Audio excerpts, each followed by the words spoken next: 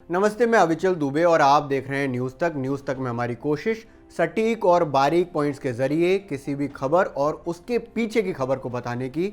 तो चलिए शुरू करते हैं। भारत में 2 वैक्सीन्स को अप्रूवल मिल चुका है। पहली है कोविशील्ड, जिसे सीरम इंस्टीट्यूट ऑफ इंडिया ने इंग्लैंड की कंपनी एस्ट्राजेनेका और ऑक्सफोर्ड यूनिवर्सिटी के साथ मिलकर बनाया है। वहीं दूसरी वैक्सीन जिसे भारत में अप्रूवल मिला है वो है कोवैक्सीन। ये कोवैक्सीन जो है वो भारत की पहली स्वदेशी वैक्सीन है। इसे भारत बायोटेक और आईसीएमआर ने मिलकर बनाया है। प्रधानमंत्री नरेंद्र मोदी ने भी जब 2 वैक्सीन्स को अप्रूवल मिल गया तो वैज्ञानिकों का धन्यवाद जताया और कहा ये पूरे देश के लोगों के लिए गर्व की बात है। साथ ही आत्मनिर्भर होने की बात भी दोहराई।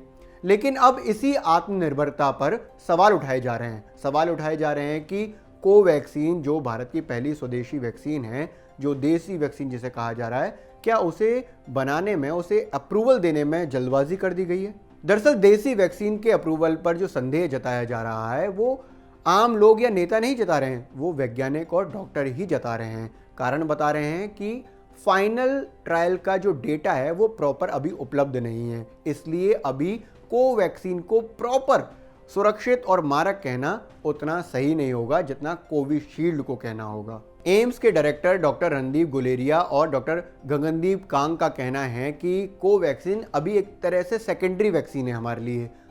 डॉक्टर रणदीप गुलेरिया ने इसे कोविशील्ड का एक बैकअप बताया है। So because of the fact that more data still is needed, they have just given an emergency approval for an emergency situation where there is suddenly an increase in number of cases and we need to vaccinate a large number of people. The Bharat Biotech vaccine will be used, or when we have a situation where we are not sure how efficacious the Serum Institute vaccine is going to be, then as a backup the Bharat Biotech vaccine can be used. देश की जानी मानी वैज्ञानिक doctor Gagandeep Kong का कहना एक तरह से ये है कि कोवैक्सीन को जल्दबाजी में अप्रूवल दिया गया है। अखबार इंडियन एक्सप्रेस की खबर को माने, अगर उनकी रिपोर्ट को माने, तो गगनदीप कांग कहती हैं जहां सितंबर में डीसीजीआई सुरक्षित और मारक वैक्सीन चाहता था और उसके डेटा के लिए फाइनल ट्रायल के बाद 2 महीने का वक्त लगता, लेकिन अब डीसीजीआई ने बिना डेटा देखे कोवैक्सीन को अप्रूवल कैसे दे दिया? डीसीजीआई ने कोवैक्सीन का कोई प्रभावी डेटा क्यों नहीं परखना जरूरी समझा? यहाँ आपको बताने कि गगनदीप कांग देश की बड़ी वैज्ञानिक हैं। वो पहली भारतीय महिला हैं जिन्हें लंदन रॉयल सोसाइटी में फेलो के रूप में चुना गया। इसके अलावा जो गगनदीप कांग हैं उन्हें माना जाता है कि जो रोटा वायरस का वैक्सीनेशन पूरी दुनिया में चालू हुआ उसको भारत के लिए ईजी बनाने के लिए गगनदीप कांग ने काम किया। गगनदीप कांग जुलाई 2020 तक कोरोना वायरस के जो वैक्सीन बनाए जा रहे थे उसके काम को भी बड़ी नज़दीकी से देख रही थी, लेकिन उसके बाद उन्होंने निजी कारणों से इस्तीफा दे दिया। इस पूरे मामले को अगर समझें तो इसमें हम पाएंगे कि जो फाइनल ट्रायल है कोवैक्सीन का उसका डेटा अभी आया नहीं है। पहले फेज़ का, दूसरे फेज़ का जो डेटा है वो काफ़ी अच्छा है, लेकिन जो तीसरे फेज़ का जो डेटा आना है वो अभी तक उपलब्ध नहीं हुआ है। बलराम भार्गव जो आईसीएमआर के हेड हैं, जो डायरेक्टर हैं, जिन्होंने भारत बायोटेक के साथ मिलकर ये वैक्सीन बनाई है, उनका कहना इससे कुछ अलग है। उनका कहना ये है कि ये जो कोवैक्सीन है वो नए स्ट्रेन पर भी अन्य वैक्सीन की अपेक्षा ज़्यादा प्रभावी है। साथ ही वो ये बात स्वीकारते हैं कि जो अभी फाइनल ट्रायल का जो डेटा है वो अभी आना बाकी है, उसको अभी कुछ दिन का वक्त लगेगा। नवंबर में ये फाइनल ट्रायल शुरू हुआ था कोवैक्सीन का, जिसका डेटा अभी आया नहीं है।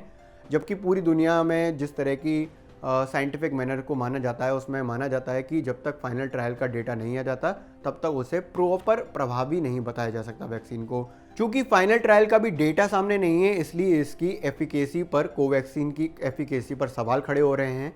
लोग पूरी दुनिया में ये मानते हैं, वैज्ञानिक साफ कहते हैं कि जब तक फाइनल ट्रायल का डेटा सामने नहीं हो जाता तब तक वैक्सीन की एफिकेसी, उसकी मारकता को नहीं परखा जा सकता है या फिर उसको एनालिसिस नहीं किया जा सकता। तो जो कोविशील्ड के साथ कोवैक्सीन को अप्रूवल दिया गया है उस पर सवाल जो खड़े हो रहे हैं, उसमें जो मेन पॉइंट यही निकल के आ रहा है, जो एम्स के डायरेक्टर कह रहे हैं कि ये बैकअप के रूप में है। वहीं गगनदीप कांग का कहना है कि इसमें अप्रूवल कैसे दे दिया गया जब डेटा सामने नहीं है।